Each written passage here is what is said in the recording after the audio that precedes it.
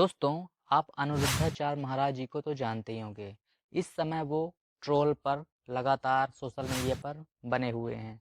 ऐसा मैं क्यों कह रहा हूँ? क्योंकि इस समय उन्होंने सुप्रीम कोर्ट के जज सीजीआई गवई के बारे में कुछ ऐसी टिप्पणी कर दी, जिस पर लोगों ने उन्हें बहुत ट्रोल किया। तो वह बात यह थी कि एक भगवान विष्णु की या कोई निश्चित नहीं है कि वो प्रतिमा जो है भगवान विष्णु की ही है। वह प्रतिमा जो है खंडित हो गई थी। तो उसको पुनर्निर्माण करवाने के लिए न्यायालय में इसकी मांग की गई, परंतु बी आर गवई ने उन्होंने कह दिया कि हम इसकी जिम्मेदारी नहीं लेते हैं। अगर आपके भगवान में हिम्मत है तो उनसे आप कहिए वो अपनी मूर्ति स्वयं ठीक करवा लें। दोस्तों, यह शब्द सही है कि नहीं है मुझे ये पता नहीं है कि ठीक ऐसा ही बी आर गवई ने जवाब दिए हैं। इसका ठोस सबूत कोई मेरे पास नहीं है, परंतु जो बातें मैं आपको बता रहा हूँ वो ध्यान से सुनिएगा। जैसे कि इस टिप्पणी को लेकर अनिरुद्धाचार्य जी महाराज ने कुछ ऐसे बयान दिए जिस पर जनता उनको ट्रोल कर रही है। आप खुद देख सकते हैं कि सब काम भगवान ही करेंगे तो तुम काहे कुर्सी तोड़ रहे हो जज की? क्यों भाई?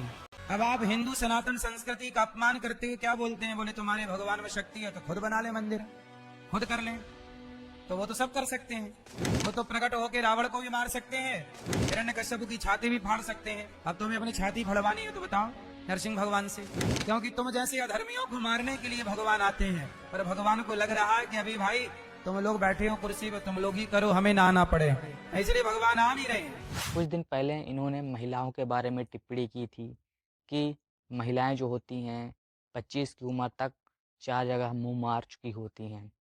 तो महिलाओं के बारे में ऐसी अभद्र टिप्पणी को लेकर भारत की सभी महिलाएं उनके खिलाफ अभद्र तरह की बातें कर रही थी, और यह जायज़ भी है क्योंकि किसी के कैरेक्टर के बारे में आप ऐसा नहीं बोल सकते हो।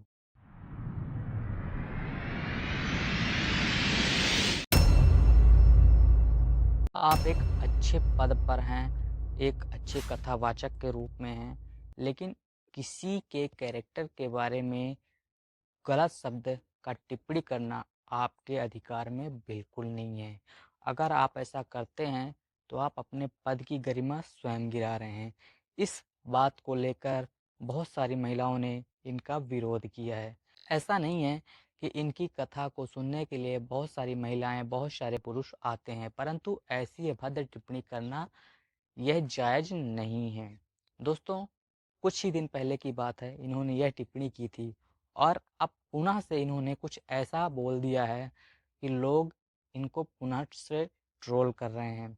बात कुछ ऐसी है कि एक भगवान विष्णु की जो खंडित प्रतिमा है, यह कोई निश्चित नहीं है कि वह प्रतिमा जो है भगवान विष्णु की ही है, परंतु जो यह प्रतिमा खंडित हो गई थी, कोर्ट से पुनर्निर्माण के लिए इजाज़त मांगी गई, परंतु कोर्ट के मुख्य न्यायाधीश सीजीआई गवई साहब ने कह दिया कि हम इसका फैसला नहीं कर सकते हैं।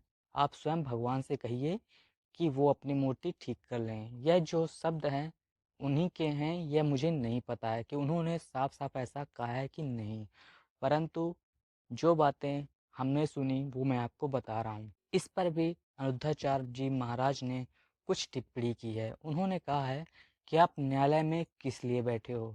क्या कुर्सियाँ तोड़ने के लिए बैठे हो? कि विष्णु भगवान का मंदिर है तो विष्णु भगवान ही यहाँ पर बैठेंगे, प्रतिष्ठित होंगे। तो एक जज ने कहा कि हम क्यों निर्णय दें, तुम्हारे भगवान में इतनी ताकत है, तुम्हारे भगवान खुद कर लें।